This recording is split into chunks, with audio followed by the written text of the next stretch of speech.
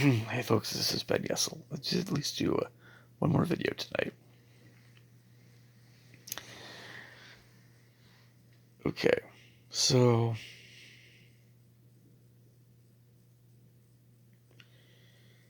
um, how was that? Wasn't it? It's a few thoughts I had that I was gonna talk about here. Um,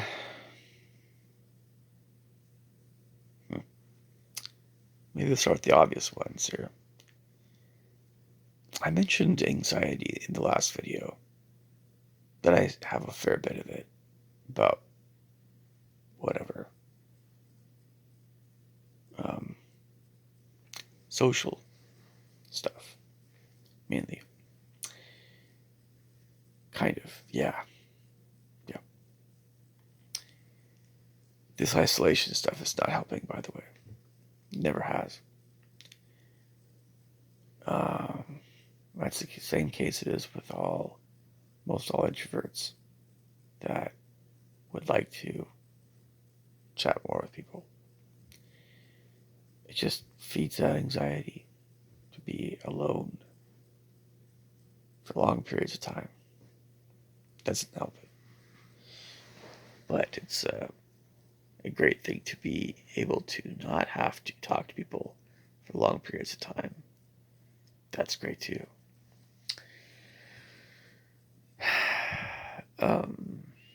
How many of you guys will look at somebody else for whatever reason, whether it's somebody famous or somebody you know, and you'll say, I'm not as handsome or as beautiful or as desirable, or I'm not as wealthy or as intelligent or as righteous or as whatever as that person. How many of you guys do that? How many of us do that? How often do we do that?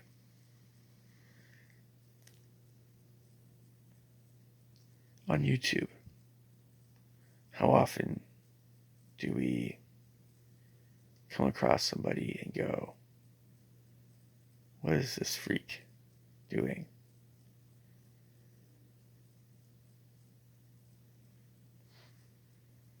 Or, what's going on with this guy? We're actually curious, you know, but we're just kind of, we're just kind of dabbling. We're just kind of bored. We're just kind of seeing what's out there. It's just, look,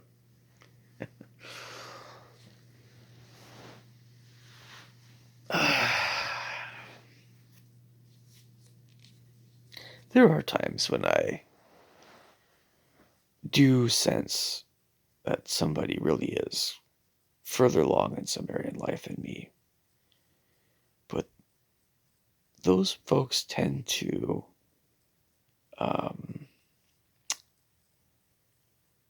not, what's the word I'm looking for? Put me down, because they recognize that I am trying my best to do better. Or they had to work their butts off to get to where they're at, too, on some level, at some point. And this, it's just, if we could all just stop judging so much, I think we'd all be happier. Judging ourselves, especially.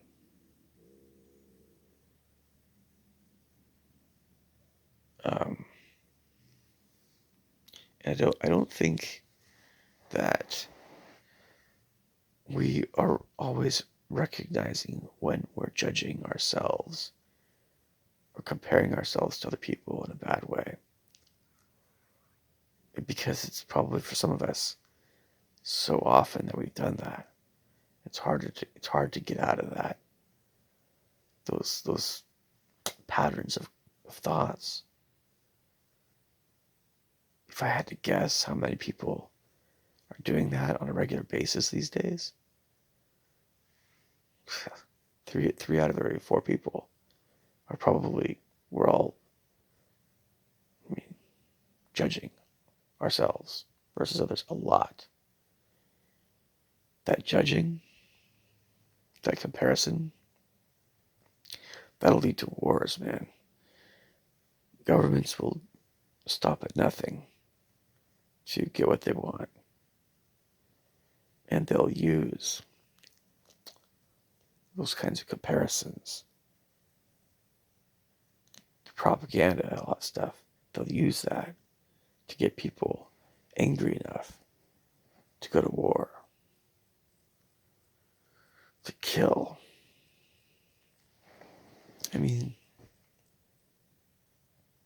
is it easier to kill somebody when they really bother you? They bother you just for existing.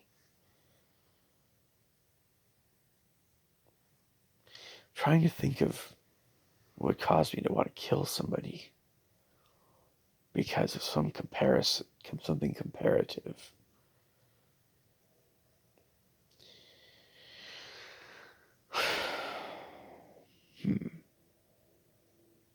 No, it would have to be that only thing that would cause me to want to kill somebody is if they were like a Jeffrey Dahmer type. They were a sexual murderer, torturer type person. Then I would just find them so repulsive as to couldn't stand to be around them. That kind of person. So yeah. I would put a bullet to Jeffrey Dahmer's head.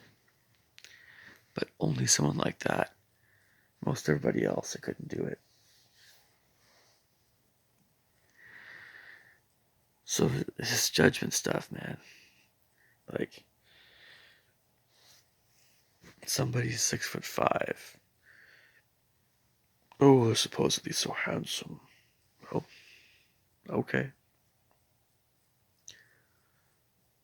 If that person came up to me and inferred that I was less handsome than them, I mean, who does that? But that's kind of I look at them funny. Just like, just shrug and go, oh, great, man. Good luck with being Mr. Handsome,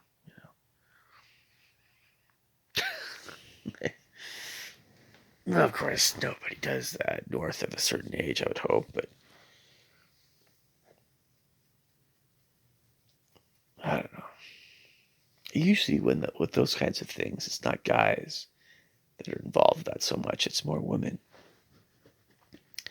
When I see a woman and she, oh gosh, I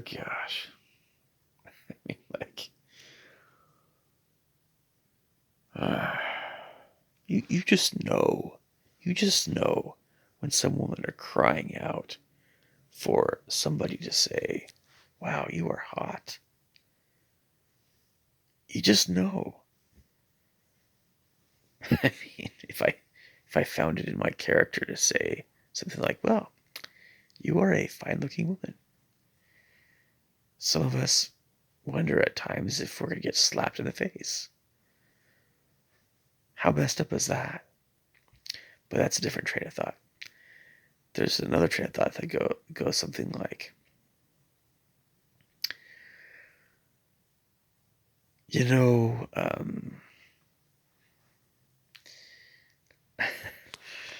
I realize that you're trying to trying to have people draw attention to your body, but could you just maybe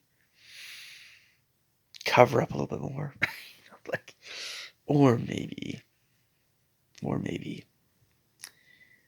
I thought it goes something kind of like this. you know, you remind me of this actress.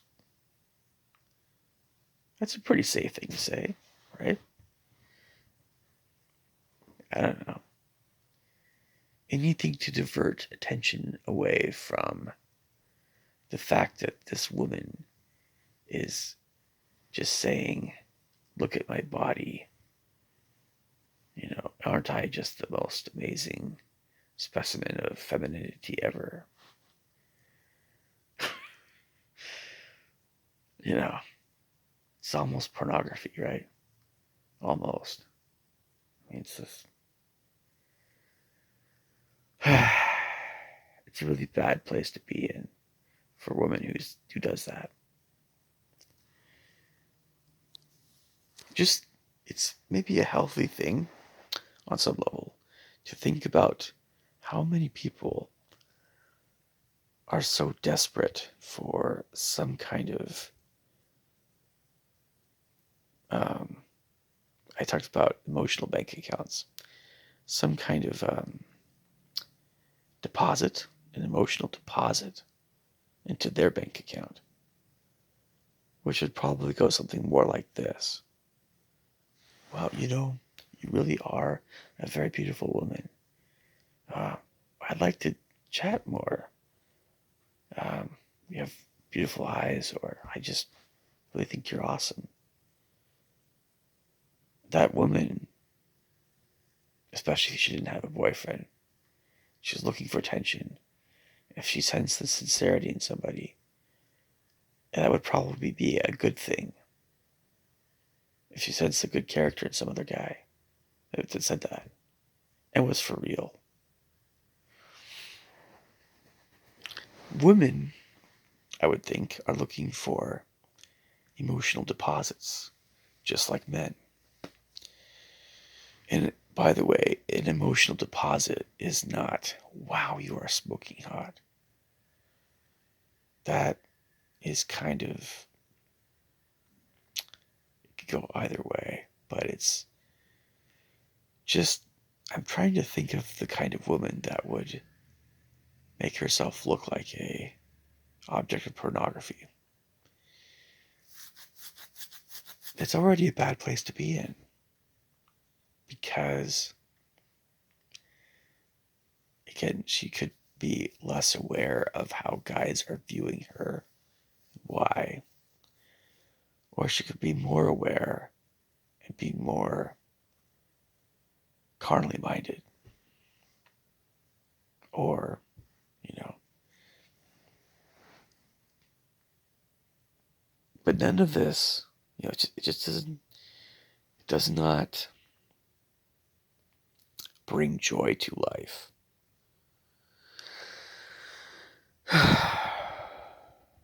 Anyway, comparisons, right?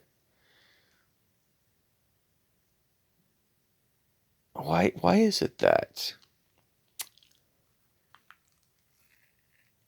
you know, um, when we want to go somewhere fun, why is it that we'll want to go someplace that is um, we think that there will be fewer people that are acting like idiots or numbskulls, or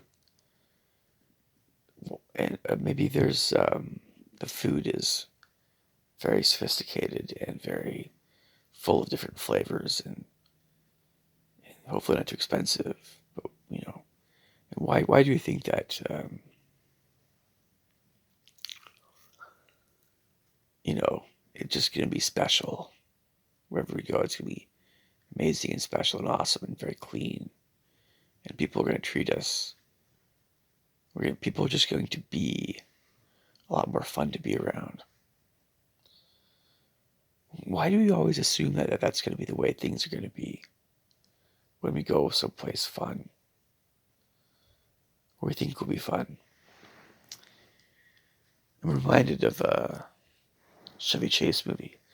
I think it was Funny Farm. And I have romanticized certain areas of the world because I always hope that there are places that are more better to live in than where I'm at. That's always been the way I've thought on some level. Window into my soul, by the way, there. Oh, there are many of them. It's just, hopefully I'll be offering more of them in the future, all the time. Trying to be real with you guys. But the thing is that this was New England that we're talking about. Going to upstate New York, getting away from the big city. Chevy Chase's character wants to write a novel in the forest. This small town. Well, it turns out that this forest, this small town, this area, maybe a few of them are pretty nice, but a lot of them are kind of a little crazy, a little nutty. Just enough to kind of be a heel. Like to get in your business a little bit, just to kind of know what you're like. Like to test, like push your buttons a little bit. Nothing too bad, just that kind of stuff. I saw that movie and I was like, "This okay." One of the thoughts I had after I saw Funny Farm was, huh. So I guess this place that he thought was going to be this idyllic place to live wasn't really all that idyllic after all, was it? Because of the way people acted. But we're not talking about fights or anything like that. We're not talking about, crimes and stuff, and we're not talking about witchcraft or we're just talking about stupid little stuff, but things that can make you go nuts, that can cause you to want to move.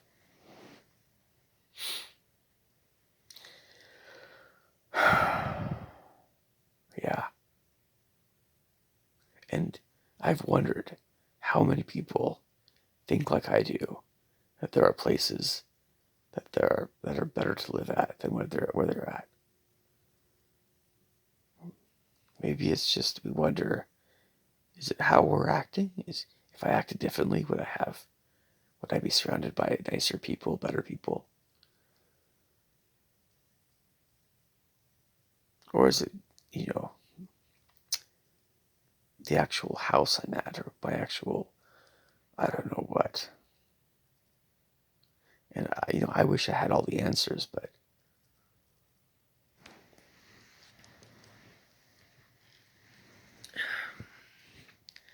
I think a lot of people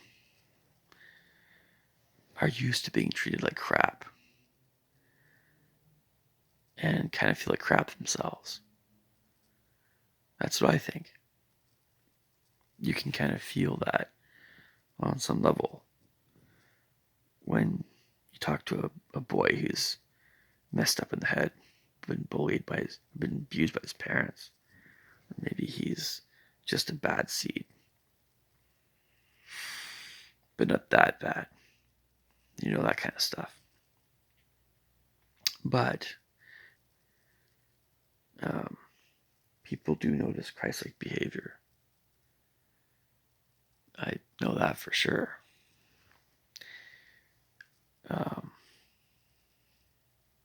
They always do. They always do. Unless they're insane.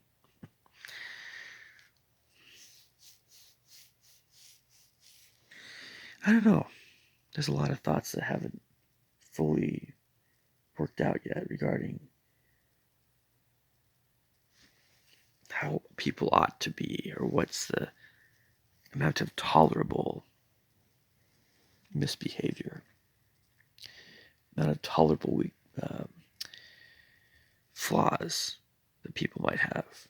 What should actually be okay? What should you readily, what's not an issue with other people? What gives someone the right to treat someone poorly based on some behavior that other person just varies from person to person. It varies from culture to culture, and it's just so freaking confusing for someone like myself to try to have any kind of real bearing on what to expect. But the one thing that never changes is that if you treat someone well, they remember that. Yes, they do. They probably feel worse at some point for treating you like crap. That will always happen. Always.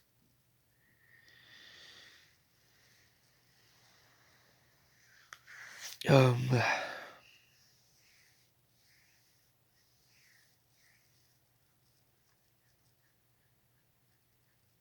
there are a lot of things that I cannot explain that are of a spiritual nature, I suppose, but whenever someone uh, is their daily efforts are geared toward trying to be a better person, whenever that's the dominant force, it can make everything else so much better in life. And, I mean,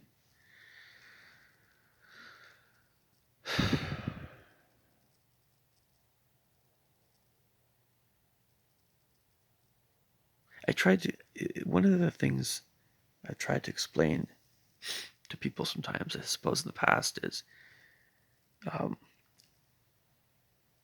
trying to make spiritual things um, more apparent, a little easier to understand when they're actually happening.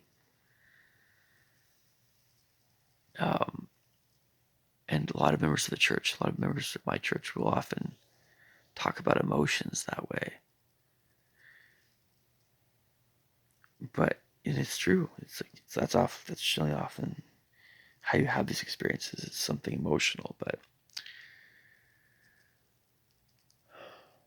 there's a great feeling of peace and security. Talk about feeling secure. There's a spiritual security that you can feel when something is going right. Something feels right. And it's noticeable. You can always tell when things are not quite right with someone when you feel very uneasy around that person. Your sixth sense says something is up, right? That's a very real thing. That's not just our own anxiety for some weird reason. Again, these are intangibles. You can't measure them. You can't quantify them. They don't have a color. They don't have a smell. It's just a feeling, you get.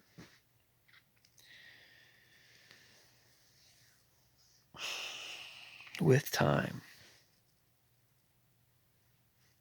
you just know more things. You're less intimidated by whatever life has to throw at you.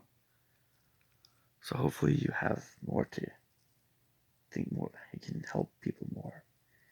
That's, I think, how God designed this life, is that older people can help younger people if younger people will accept their help.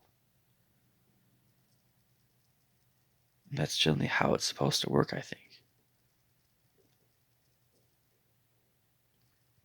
But younger people have to be able to be willing to accept that help. Older people also need to be willing to keep learning and improving themselves.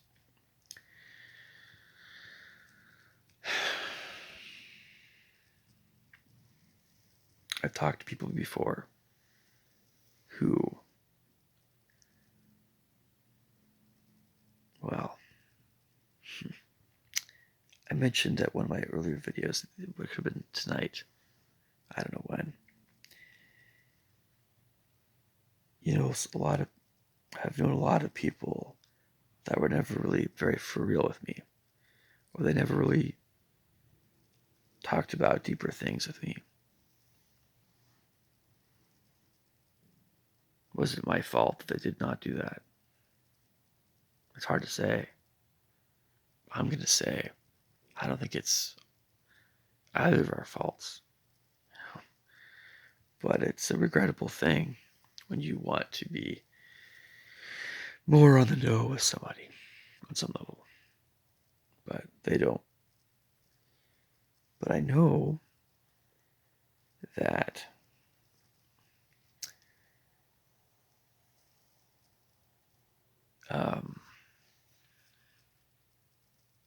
how can I put this?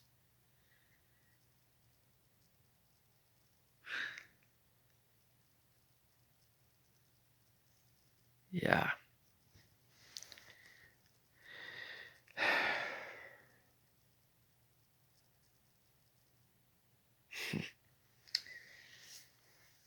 Yeah.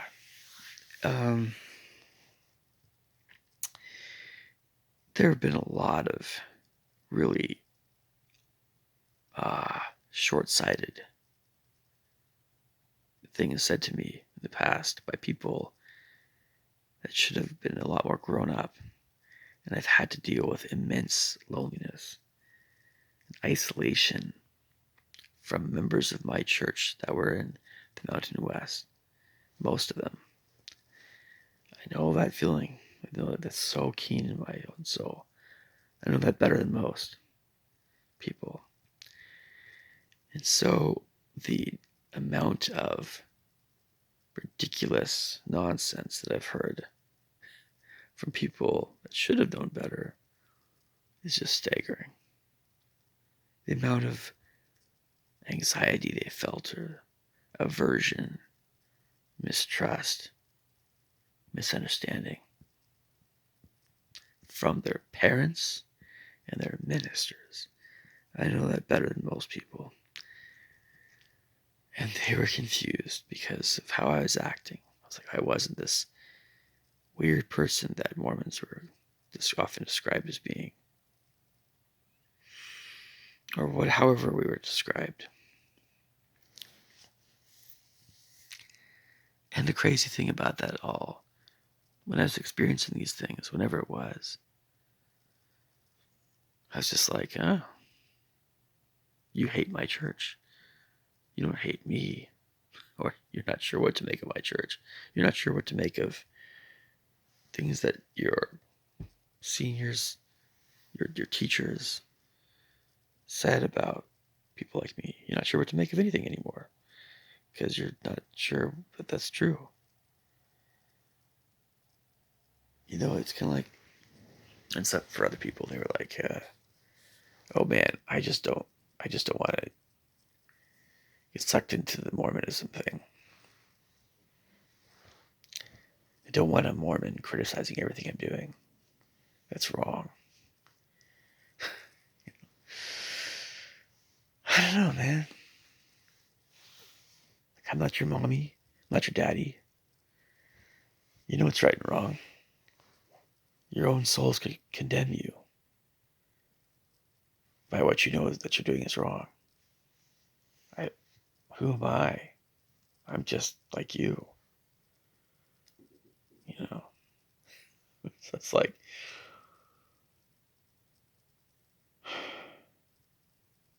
I just remember those times when I was at Central Washington University specifically. And I remember at BYU, I remember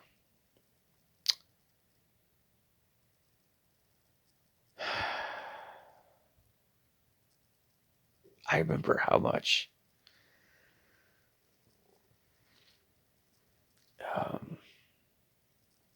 there was both so much good feelings going on, but also there's so much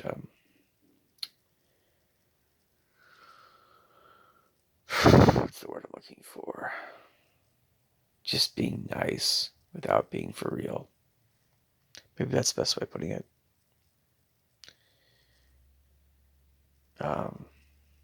Yeah. If there's anything I hate about members of my church, many of them, it's that being nice but not being for real thing. Yep, I know what that's about.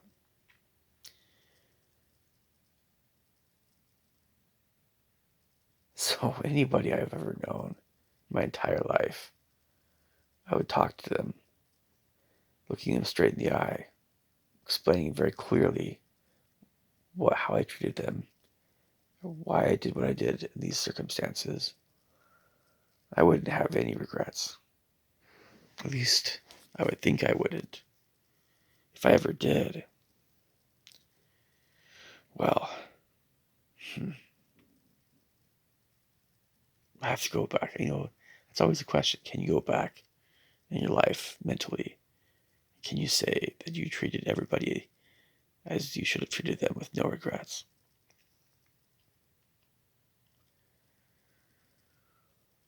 I don't know. I think I've done pretty well overall, but I don't know if it's everybody. I just, but um, but just be aware, folks, that there's a lot of confusion in the world, and don't be one of those confused people. Trust your gut about people. Trust that when people are talking to you, that some people are being for real with you and being respectful and kind, and some people are not that way. Pay attention to your gut. Pay attention to how they speak to you, how they act, how they treat other people. But don't doubt your feelings. Don't doubt your gut feelings about people, because that's for real. All right. Catch you guys later. Take care.